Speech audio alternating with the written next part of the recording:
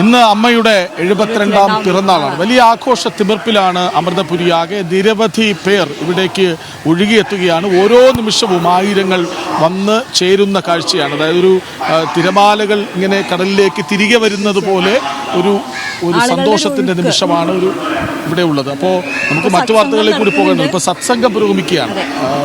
സ്വരൂപാനന്ദപുരിയുടെ സത്സംഗം പുരോഗമിക്കുകയാണ്. അതവിടെ തുടരുന്നു. നമുക്ക് മറ്റു വാർത്തകളിലേക്ക് കൂടി പോകേണ്ടതുണ്ട്. അപ്പോൾ പുത്തൻപുരിയിലേക്ക് വീണ്ടും സ്വാഗതം. നമ്മളിപ്പോൾ ഉള്ളത് അമൃത വിശ്വവിദ്യാപീഠം അമൃതപുരി അമ്മയുടെ പിറന്നാൾ ആഘോഷത്തിനൊത്ത നടുവിലാണ്. ശില്പ, നമുക്ക് മറ്റു വാർത്തകളിലേക്ക് പോകുമ്പോൾ ആദ്യം നമുക്ക് ഹമാസുമായി ബന്ധപ്പെട്ട ഒരു വാർത്തയാണ് വരുന്നത്.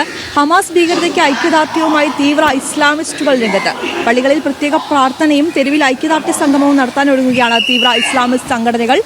കോഴിക്കോട് ബീച്ചിൽ നടക്കുന്ന ഹമാസ് അനുകൂല രാവിൽ പങ്കെടുത്ത് ഇടതുപക്ഷ ബുദ്ധിജീവികളടക്കമാണ് എന്നുള്ള വാർത്തയാണ് പുറത്തേക്ക് വരുന്നത്. വാർത്തയുടെ വിവരങ്ങളുമായി അനഘ ഹർഷനാണ് നമുക്കൊപ്പം ചേരുന്നത്. Anagha, good morning. കൃഷ്ണരാജ്, ശില്പ, രണ്ടുപേർക്കും ഗുഡ് മോർണിംഗ്. അതായത് ഇന്നലെയാണ് കോഴിക്കോട് ബീച്ചിൽ ISM എന്ന് പറയുന്ന തീവ്ര ഇസ്ലാമിക സംഘടന ഈ പാലസ്തീൻ അനുകൂല റാലി സംഘടിപ്പിച്ചിരിക്കുന്നത്. ഈ പാലസ്തീൻ അനുകൂല റാലി എന്നാണ് പോസ്റ്ററുകളിലടക്കം പതിച്ചിരിക്കുന്നത് എങ്കിൽ പോലും കൃത്യമായി തന്നെ അങ്ങനെയായിരുന്നില്ല ആ റാലിയുടെ ഉദ്ദേശം എന്ന് പറയുന്നത്.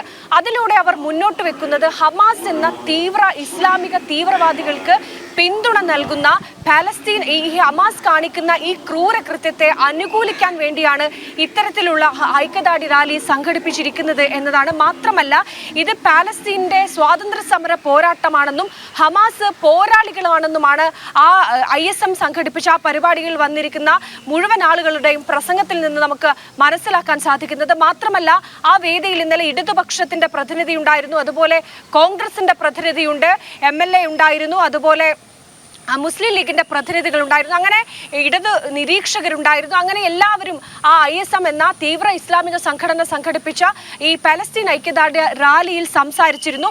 ഇവരൊക്കെ തന്നെ സംസാരിച്ചത് ഈ ഹമാസ് എന്ന തീവ്രവാദ സംഘടനകൾ, ഈ നിഷ്ഠൂര കൃത്യങ്ങൾ ഇസ്രയേലിൽ കയറി നടത്തിയ ആ തീവ്രവാദികളെ പൂർണ്ണമായി പിന്തുണയ്ക്കുന്ന നിലപാടുകളായിരുന്നു ഇന്നലെ ആ ഐക്യദാർഢ്യ സദസ്സിൽ നമ്മൾ കണ്ടത്.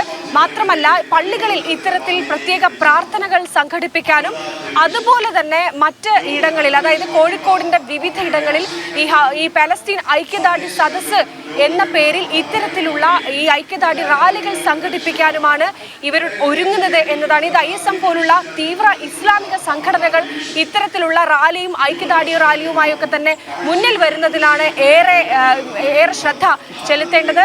മറ്റൊന്ന്, ഇന്നലെ പ്രസംഗത്തിലുടനീളം അല്ലെങ്കിൽ മറ്റെവിടെയെങ്കിലും ഇത്തരത്തിൽ നടക്കുന്ന ഐക്യദാർഢ്യങ്ങളിൽ ഒരിടങ്ങളിൽ പോലും ആരും തന്നെ ഇത്തരത്തിൽ ഈ ഐക്യദാർഢ്യ റാലി നടത്തുന്നതിൻ്റെ ഉദ്ദേശം എന്ന് പറയുന്നത് ഹമാസ് എന്ന തീവ്ര ഇസ്ലാമിക സംഘടനകൾ ഇസ്രയേലിൽ കടന്നു കയറി ചെയ്ത പ്രവർത്തനങ്ങൾക്കൊന്നും തന്നെ ഇവർ വിമർശിക്കുന്നില്ല. മാത്രമല്ല, ഇസ്രയേലിൽ നിന്ന് കടന്നു കയറി അവിടെ ഈ പെൺകുട്ടികളെയും യുവതികളെയും അടക്കം ബലാത്സംഗം ചെയ്യുകയും ഇപ്പോഴും അവരെ തടവിലാക്കുകയും ചെയ്ത ഹമാസ് എന്ന ഭീകരവാദികൾക്ക് വേണ്ടിയാണ് ഇവർ സംസാരിക്കുന്നത് എന്നതാണ്. ഒരു ഘട്ടത്തിൽ പോലും ഈ ഹമാസ് ചെയ്തിരിക്കുന്ന ഈ കൃത്യം അതിനെ തള്ളിപ്പറയാൻ ഈ ഐക്യദാർഢ്യ റാലികളിൽ ഒന്നും തന്നെ ആരും തയ്യാറാകുന്നില്ല എന്നതാണ് വാസ്തവം. ചലച്ചിത്രങ്ങളും ചലച്ചിത്രാധിഷ്ഠിത പരിപാടികളും നമ്മുടെ കാഴ്ചാശീലങ്ങളെ രൂപപ്പെടുത്തിയിരുന്ന കാലത്ത് സംഗീത റിയാലിറ്റി ഷോയ്ക്ക് നാശവുമായി ദൃശ്യമാധ്യമ രംഗത്തെ അമൃതാജീവി ഇളക്കി മറിച്ചത് മലയാളികൾ ഒരിക്കലും മാറിയില്ല. വൻ ജനസംഘത്തിലേക്ക് മലയാളത്തിലെ അനഘ, മറ്റൊന്നുകൂടി ചോദിക്കാനുണ്ട്. ഇപ്പോൾ ഹമാസിന്റെ അനുകൂല പരിപാടി സംഘടിപ്പിക്കുമ്പോൾ അവിടെ ഇടതുപക്ഷം അല്ലെങ്കിൽ കോൺഗ്രസിൽ നിന്നൊരു പ്രതിനിധിയൊക്കെ പങ്കെടുക്കുന്നുണ്ട്. അപ്പോൾ ഇവരെല്ലാവരും ഒറ്റക്കെട്ടാണ് എന്നതിന് ഇനി വേറൊരു തെളിവ് വേണം. തീർച്ചയായും കൃഷ്ണരാജ്, അതായത് ഇന്നലെ CPM സെക്രട്ടേറിയറ്റ് മെമ്പറായിട്ടുള്ള കുഞ്ഞിക്കണ്ണനും അതുപോലെ തന്നെ മുസ്ലിം ലീഗിന്റെ പ്രതിനിധികളും കോൺഗ്രസ് MLA ആയിട്ടുള്ള അഹമ്മദ് ദേവർ കോവിലും ഒക്കെയായിരുന്നു ഇന്നലെ ISM സംഘടിപ്പിച്ച ആ പരിപാടികളിൽ പങ്കെടുത്തത് എന്നതാണ്. മാത്രമല്ല, ഈ MLA ആയിട്ടുള്ള അഹമ്മദ് ദേവർ കോവിൽ പറഞ്ഞത് യാസിർ അറാഫത്ത്, അതായത് തീവ്ര ഇസ്ലാമിക നിലപാടുകളുള്ള യാസിർ അറാഫത്തിനെ പോരാളി എന്നാണ് വിശേഷിപ്പിച്ചത്. അത്തരത്തിൽ ഇന്നലെ സംസാരിച്ചവർ മുഴുവൻ ഈ പലസ്തീനു വേണ്ടി സംസാരിക്കുകയാണ് എന്ന് പറഞ്ഞുകൊണ്ട് ഹമാസ് എന്ന തീവ്രവാദികൾക്ക് വേണ്ടി സംസാരിക്കുകയായിരുന്നു.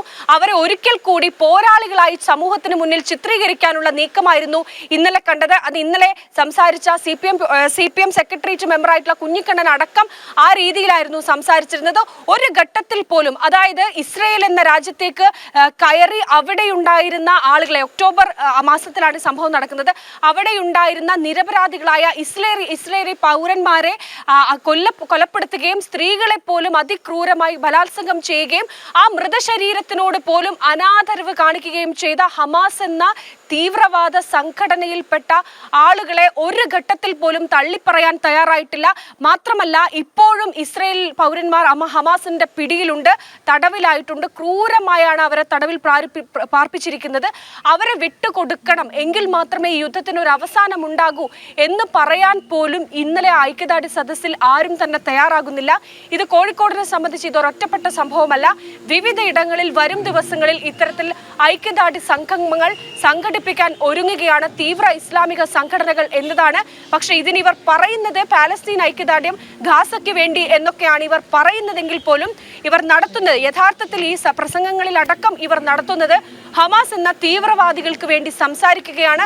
അവരെ പോരാളികളാക്കാനും ഈ പാലസ്തീൻ നടത്തുന്നത് സ്വാതന്ത്ര്യ സമര പോരാട്ടം എന്ന് പറയാൻ കൂടിയാണ് ഇത്തരത്തിലുള്ള ഐക്യദാർഢ്യ സദസ്സുകൾ നടത്തുന്നത്. ശരി, ഹമാസ് ഭീകരതയ്ക്ക് ഐക്യദാർഢ്യം പ്രഖ്യാപിച്ചുകൊണ്ട് തീവ്ര ഇസ്ലാമിസ്റ്റുകൾ രംഗത്തെത്തുന്നു. അത് പോസ്റ്ററിൽ അല്ലെങ്കിൽ ബാനറിൽ വരുന്നത് പലസ്തീനൊപ്പം എന്നാണെങ്കിലും ഹമാസിനെ പോരാളികളാക്കി ചിത്രീകരിക്കുക എന്നാണ് അവരുടെ ലക്ഷ്യം. കൂട്ടത്തിൽ കോൺഗ്രസും CPM ഒക്കെ ഉണ്ട്. അത് MLA മാരൊക്കെ പങ്കെടുക്കുന്നു എന്നുള്ളതാണ് ഏറ്റവും വലിയ കാര്യം. ഏതായാലും വിവരങ്ങൾ നൽകുകയായിരുന്നു അനഘ ഹർഷൻ.